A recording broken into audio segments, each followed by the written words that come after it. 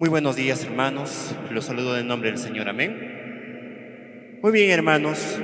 Hoy día el pastor me ha invitado a poder dar la palabra en esta mañana.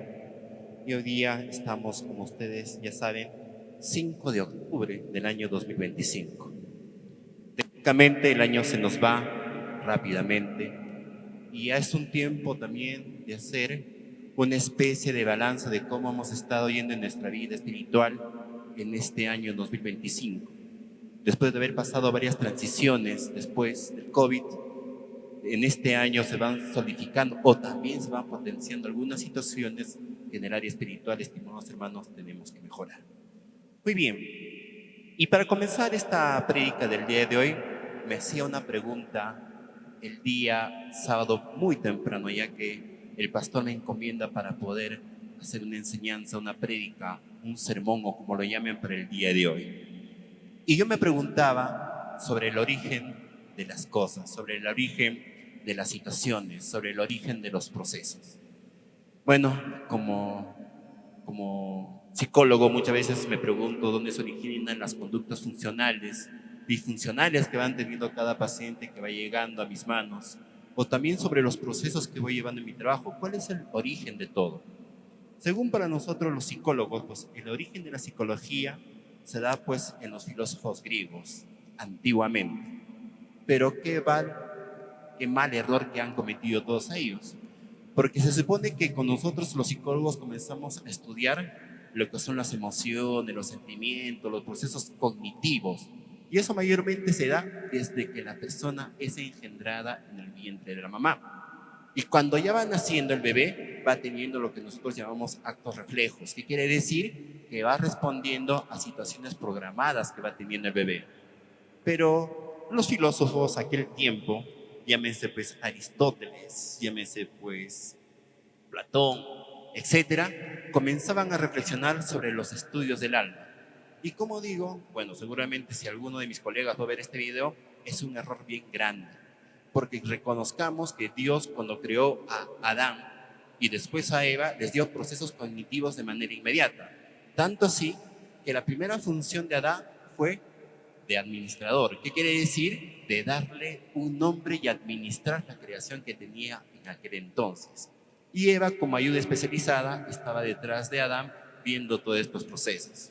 Entonces, como ya vemos, los procesos cognitivos se dan cuando tienes pensamientos, cuando tienes situaciones significativas y cuando tus procesos ya van teniendo un objetivo claro en tu vida. Y en esas preguntas, tanto de conocimiento, también me preguntaba dónde nacen las leyes. Y sé que en nuestra iglesia hay bastante concurrencia de personas que han estudiado Derecho. Llámese mi mamá, llámese la hermana María Luisa, atrás me parece, la hermana Flor también.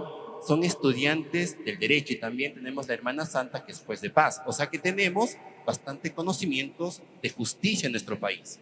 Pero pregunta, ¿dónde nace el derecho?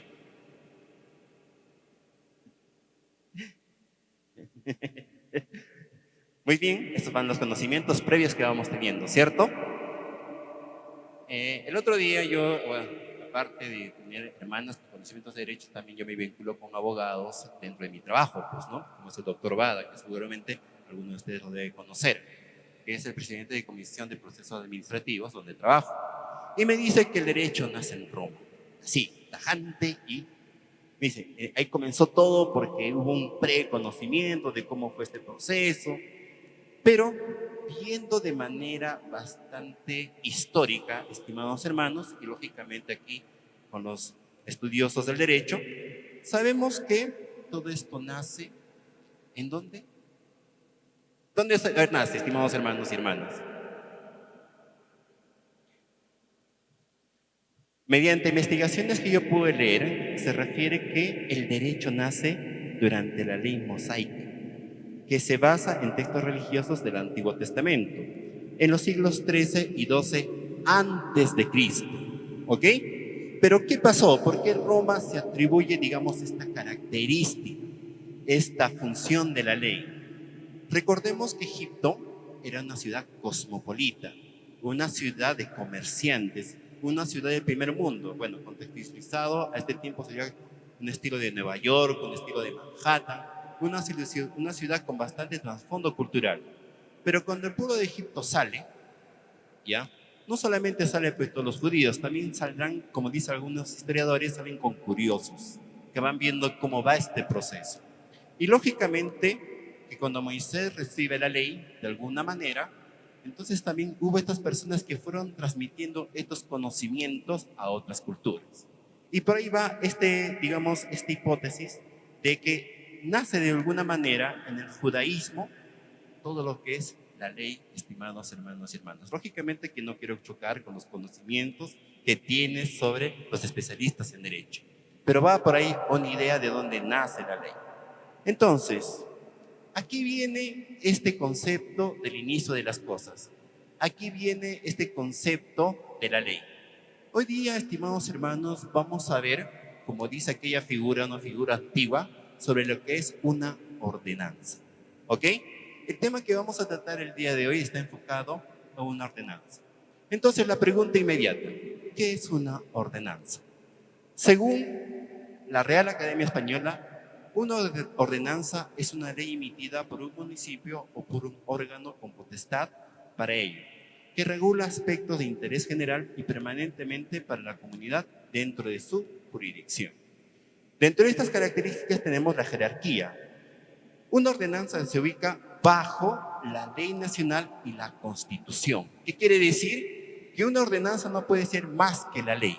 Segunda característica, mayormente la autoridad emisora son expedidas por un consejo municipal o la autoridad máxima de un ayuntamiento.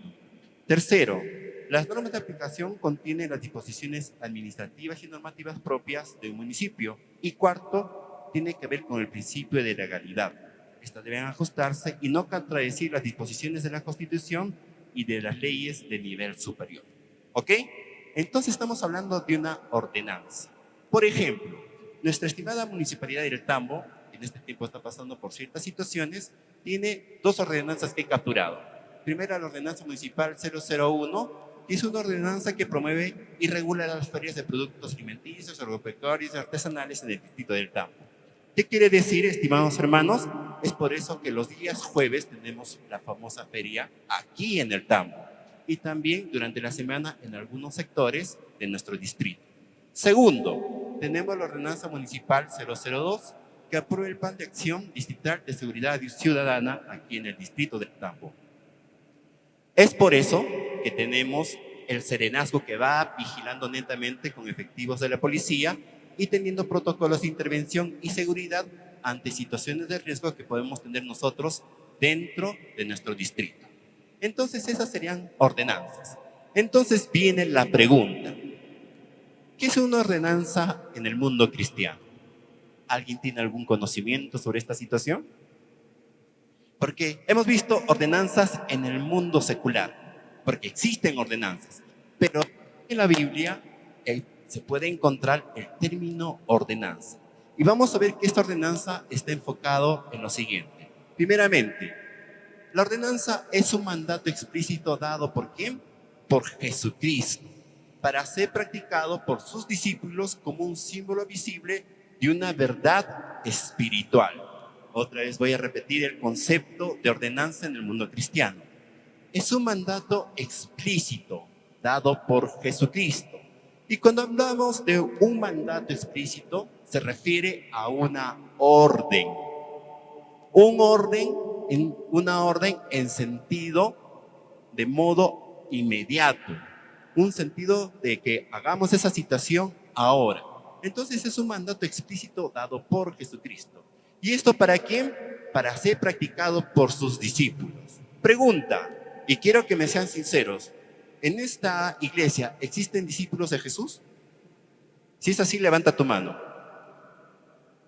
Bueno, solamente tenemos un 75% de discípulos. Entonces voy a ver qué es un discípulo en el mundo cristiano.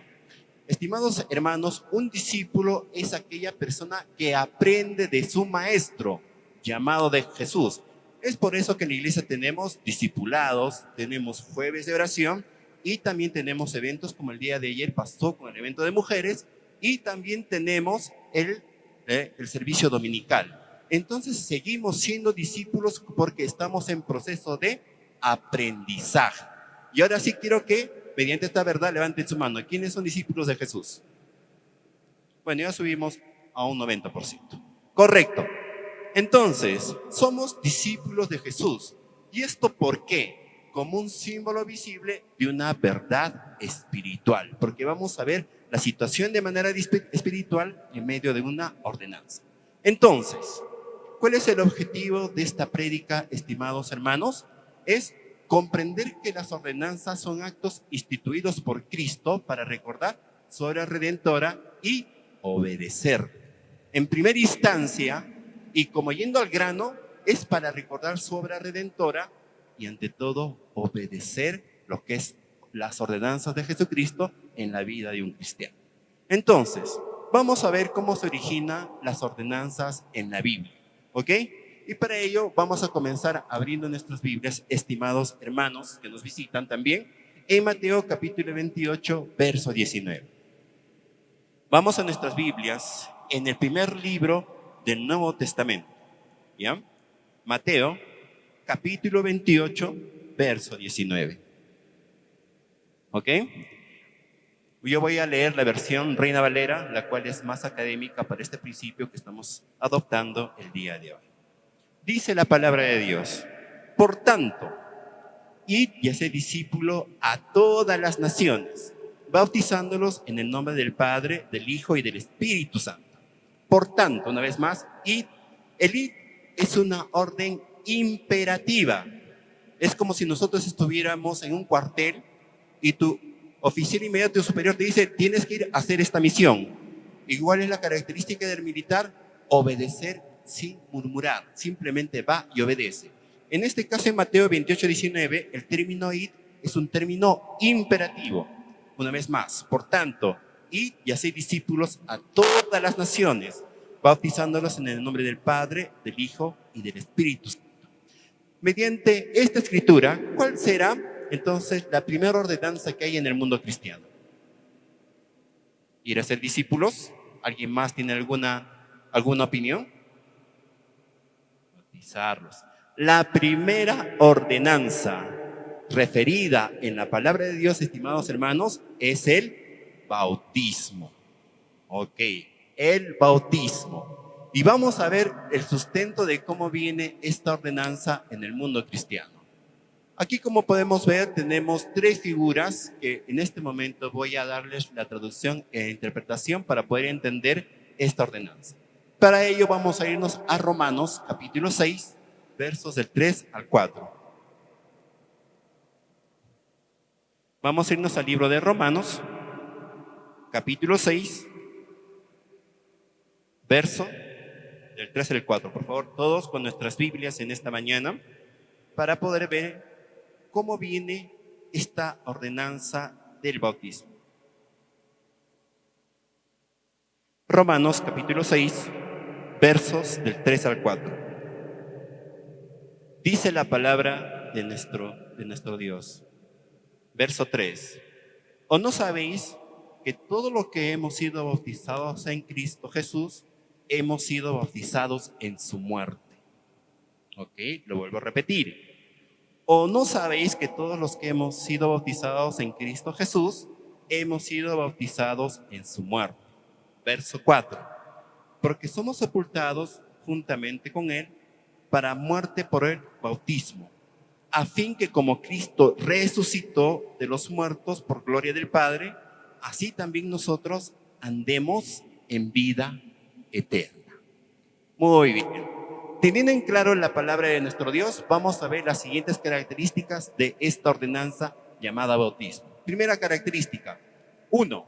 Aquí tenemos un hombre, ¿ya?, que es cristiano, se ha convertido y ha decidido bautizarse por la iglesia, bautizarse por agua.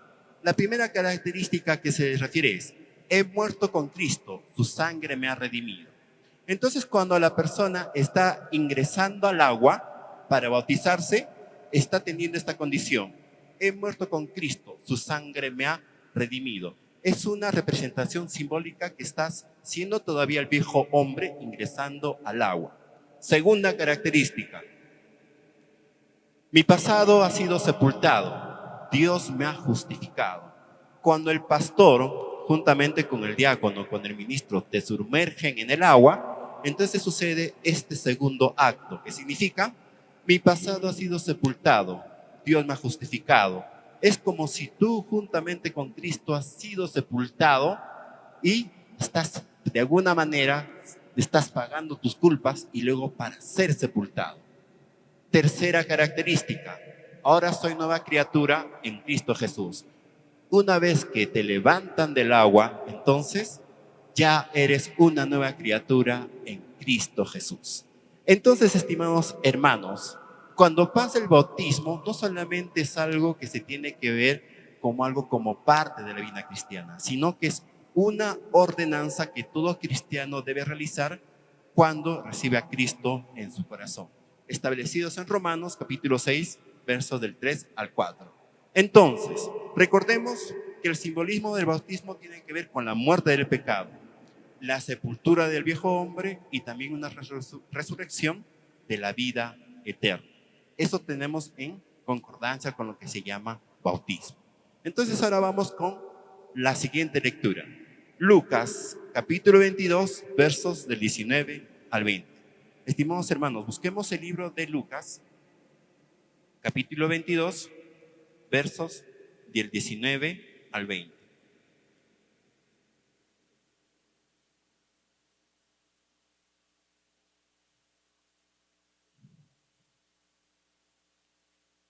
Porque con esta lectura de la palabra de Dios vamos a darnos cuenta de la siguiente ordenanza que Jesucristo estableció como orden aquí para su congregación.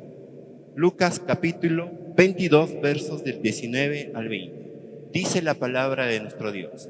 Y tomó el pan y dio gracias, y lo partió y les dio diciendo, este es mi cuerpo, que por vosotros es dado. Haced esto en memoria de mí. De igual manera, después que hubo cenado, tomó la copa, diciendo, esta copa es el nuevo pacto en mi sangre, que por vosotros se derrama. Entonces, estimados hermanos, después de haber leído la palabra de nuestro Dios, ¿a qué ordenanza se referirá en esta parte? ¿Alguna definición, algún comentario posiblemente?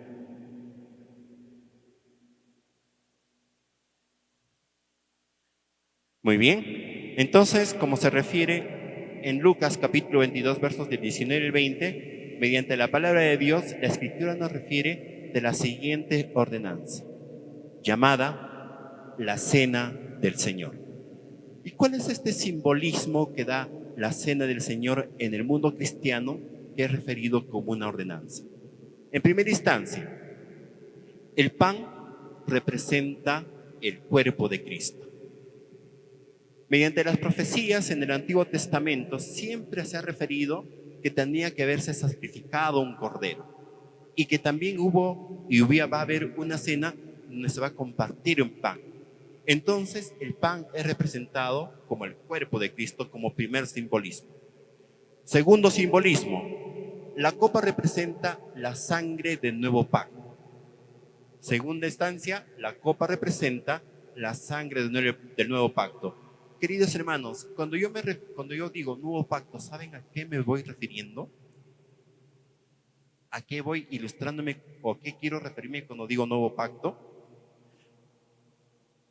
El nuevo pacto refiere al proceso de salvación por gracia.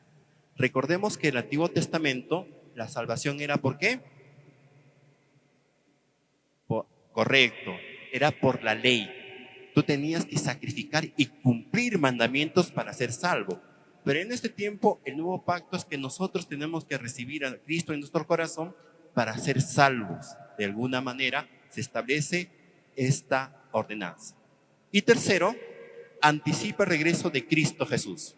Y esto lo podemos leer en el libro de 1 Corintios capítulo 11, verso 26. Nos vamos al libro de 1 Corintios, estimados hermanos. Capítulo 11, verso 26.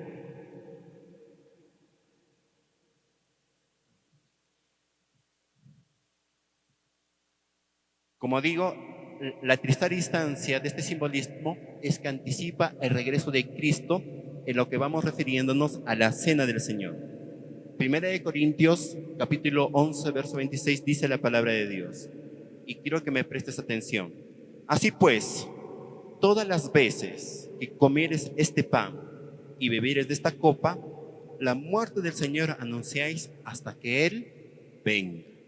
Entonces estamos viendo que también tiene que ser una ordenanza ejecutada por aquella persona que ha recibido a Cristo en su corazón y haya pasado por el bautismo.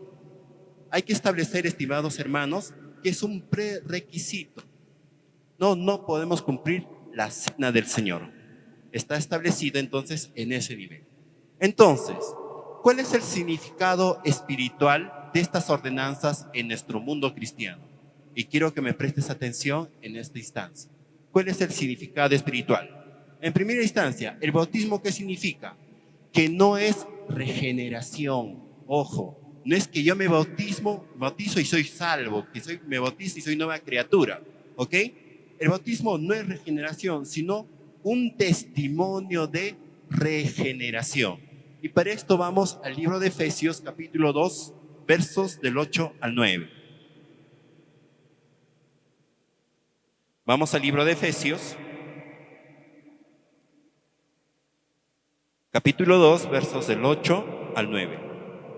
Dice la palabra de Dios, y quiero que se escuche a ese nivel. Porque por gracia sois salvos por medio de la fe. Y esto no es por vosotros, pues es don de Dios.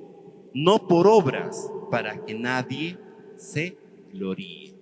Cuando tú te bautizas, estimado hermano, no es que estás recién aceptando a Cristo. No es que recién estás dando tu paso de fe, sino es que estás dando un testimonio de regeneración ante tu sociedad, ante tu comunidad. Y es más, esto nosotros lo hacemos en acto público. En un acto público donde van los miembros de la comunidad cristiana y también pueden ver, por ejemplo, personas que están, digamos, transitando o viendo en ese entorno. Segunda característica. En el pensamiento hebreo, el agua significa purificación y consagración mediante el bautismo. Y esto está en Levítico capítulo 16, verso 4. Y esto mayormente es el pensamiento hebreo. ¿Cómo un hebreo piensa cuando se refiere al bautismo? Y como tercera característica, Jesús mismo, nuestro Padre, cuando vino aquí en la tierra, Jesús, el Hijo de Dios, Trinidad, Dios Todopoderoso, fue bautizado para cumplir toda justicia. Y aquí nos vamos refiriendo y vamos haciendo hincapié al primer punto. Y vamos a ir en esta instancia a Mateo capítulo 3, verso 15, para ver la concordancia con el versículo. Mateo capítulo 3, verso 15.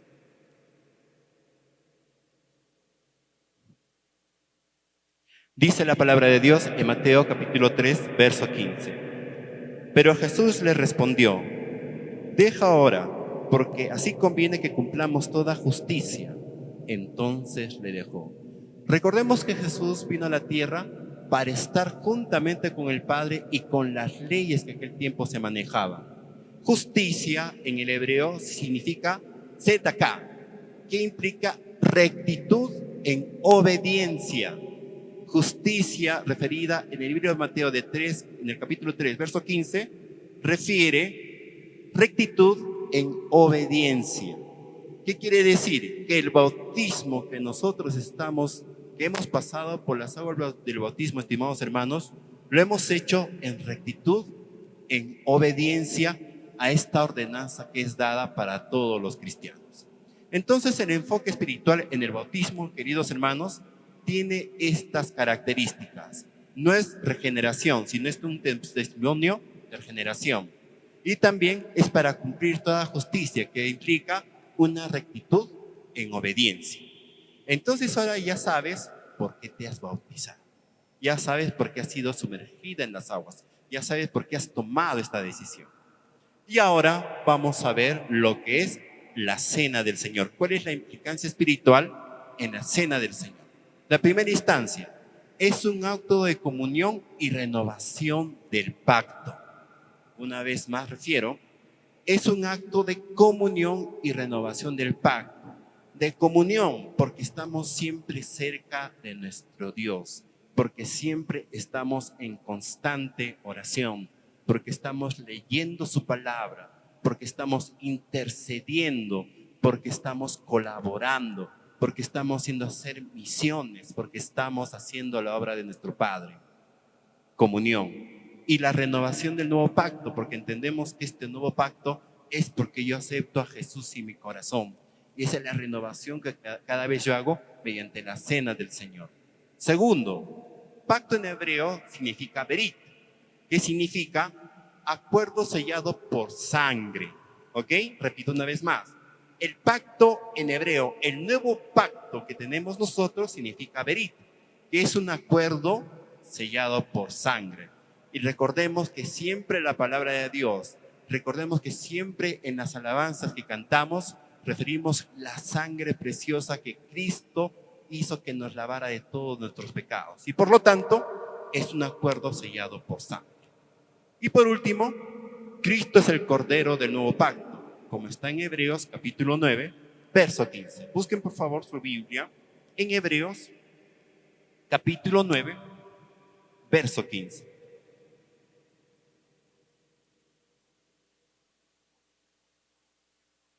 Dice la palabra de Dios en Hebreos capítulo 9, verso 15. Así que por eso, el mediador de un nuevo pacto, para que interviniendo muerte para la remisión de las transgresiones que había bajo del primer pacto, nos llamamos y recibimos la promesa de la herencia eterna. Una vez más. Así que, por eso es mediador de un nuevo pacto, para que interviniendo muerte para la remisión de las transgresiones que había bajo el primer pacto, los llamados reciban la promesa de la herencia eterna. Entonces, Cristo es el Cordero del nuevo pacto, porque recordemos que su sacrificio nos limpia de toda maldad, sacrificio en sangre. Pero ahora nosotros no tenemos que hacer ningún sacrificio, sino tenemos que entender que solamente inclinando nuestras rodillas, poniendo nuestra calidad de pecador y invitando a Jesús en nuestro corazón, estamos haciendo que este nuevo pacto se haga real en cada uno de nosotros. Entonces, estimados hermanos, ¿cuáles son las conclusiones ante estas ordenanzas que estamos aprendiendo el día de hoy? Primera instancia, las ordenanzas son un lenguaje simbólico divino. No puede venir de hombres, no puede venir de teólogos, no puede venir de pastores, no puede venir de teólogos, de profetas, de nadie. Viene de un lenguaje divino, de divinidad. ¿Qué quiere decir? Solamente puede venir de Dios, y lo cual está en su Biblia, en su palabra. El bautismo representa el inicio público de la vida de Cristo. Y también, ¿por qué no decir el inicio público de tu vida como cristiano? Estás dando a conocer a toda tu comunidad que tú eres cristiano, evangélico. Por lo tal, es una ordenanza que vas cumpliendo. Segundo, la cena representa la continuidad de la comunión que vas teniendo con tu Padre día tras día. No quiere decir que, bueno, un momento yo me voy para allá a ver qué pasa en el otro lado, me distraigo. No, es una continuidad que debes tener día a día mediante cómo tú tienes tu relación con tu Padre. Y como digo, la receta está en la Biblia. Si lo quieres, si lo deseas, todo tu Padre te puede conceder, pero también va a analizar cómo anda tu corazón, que es lo más indispensable. Por ejemplo, si tú quieres más sabiduría, Proverbios 1:1, el principio de la sabiduría es el temor de Jehová. Pero ojo, no es un temor de miedo, sino es un temor de rendirle respeto a alguien superior a yo, superior a ti, en pocas palabras. Pero también, si quieres sanidad, ¿qué tienes que hacer? Creer que eres sano. Porque recordemos que cuando Dios entra en tu corazón, entra en tu vida, estructura todo a 360 grados. ¿Qué quiere decir? Que hay una modificación sustancial de lo que fuiste antes y lo que eres ahora. Cuando en la Biblia, por ejemplo, se refiere que la palabra es un arma de doble filo y entra hasta los tuétanos, en castellano trasluciendo, ¿qué quiere decir? que ha ingresado a tu código de ADN y lo ha transformado. Y esto mayormente es mediante investigaciones científicas, que han habido personas que, por ejemplo, han estado con cáncer terminal, han estado, digamos, con enfermedades sin solución, han ido y han mejorado cuando han comenzado a seguir a Cristo. Y los médicos, científicos, etcétera, no les dan una solución, digamos, científica a esta situación, pero sí conlleva lo que dice la palabra de Dios, que la palabra de Dios entra tras los tuétanos y transforma todo lo que hay inmerso en tu código de ADN, en pocas palabras. Entonces también la cena del Señor es una continuidad, estimados hermanos, de la comunión que tenemos en Cristo Jesús. Pero para eso tenemos que creer, pero para eso tenemos que tener fe, porque la fe sin obras, ¿qué es? Otra vez, ¿la fe sin obras qué es? ¿Y cómo sería la fe con obras en esta instancia? Las obras, bautismo y cena del Señor. Bautízate como un acto de declaración pública. Y es más, cuando aquí la iglesia va a hacer el proceso de bautismo, nos vamos hasta Chupaca. Y que se haga público, pero pastor, hace mucho frío en el río. Estas solamente son trivialidades, queridos hermanos. Lo que nos estamos viendo es que se lleve esta ordenanza como limita la iglesia, como Cristo lo dejó establecido para cada uno de nosotros. Una vez más, el bautismo es el inicio de tu acto público como cristiano aquí en la tierra. Y segundo, la cena del Señor presenta la continuidad de la comunión también aquí en tu iglesia, recordando que hubo una última cena que Jesús, nuestro Dios, nuestro Padre, hizo aquí en la tierra para que siga una continuidad en ese legado. Entonces, queridos hermanos, viendo todo este propósito, ambas apuntan a una misma verdad. Ambos tienen un solo objetivo. Vamos a hacer estas ordenanzas hasta que nuestro Dios, hasta que Jesucristo venga por cada uno de nosotros. Y para eso vamos a leer el libro de 1 Corintios capítulo 11, verso 26. 1 Corintios capítulo 11, verso 26.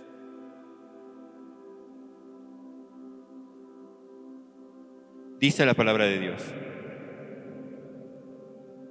así pues, todas las veces que comieres este pan y bebieres de esta copa, la muerte del Señor anunciáis hasta que Él venga. ¿Qué quiere decir? Que estas ordenanzas las tenemos que hacer hasta que Cristo venga por nosotros. ¿Ok? ¿Amén, hermanos? Muy bien, creo que los he asustado un poco, no lo sé. Pero esto es lo que tenemos que hacer, hermanos. No es que tengamos opción. Pero aquí va a haber algo muy elemental: tu corazón. Porque si tú has recibido legalmente, vamos a utilizar ese término, legalmente, con todas las excepciones en Jesús en tu corazón, entonces no estás obligado, pero sí tienes la convicción de hacerlo. Porque recuerda que Dios no te obliga a nada. Pero nosotros por obediencia tenemos que hacer estas ordenanzas. ¿Hasta qué? ¿Para qué? ¿Con qué objetivo? Hasta que Él venga. Y recordemos que nadie sabe el tiempo ni el momento. Solamente lo sabe el Padre. No lo sabe el Espíritu Santo. No lo sabe tampoco el Hijo. Pero aquí viene una situación teológica, ¿no? Pero si son los tres Dios, ¿cómo no van a saber? Es algo que posiblemente en el tiempo Dios nos puede iluminar. Pero sí algo está muy presente, que solamente lo sabe el Padre. Y por ahí, si alguna vez escuchas, como pasó hace un mes atrás, ¿no? El 20, no sé qué, y dijeron que iba a venir Jesucristo, el 23, gracias por la fecha, mamá. El 23 de septiembre, ¿no? Que se escuchaban las trompetas, que iba a venir Jesucristo, que se paró aquí un profeta, no sé dónde, dijo que va a venir Cristo. Mentira. Eso se llama apostasía. Y hay que decir las cosas como son: apostasía. Y la apostasía no nos lleva a ningún lugar correcto en la doctrina de Cristo Jesús. Lo que sí, nosotros estamos conscientes que tenemos que seguir haciendo estas ordenanzas hasta que un día nuestro Padre venga. Como puede venir en 5 segundos ahora, justamente un milisegundo ahora, o como también puede venir dentro de 100 años. porque solamente el Padre lo sabe.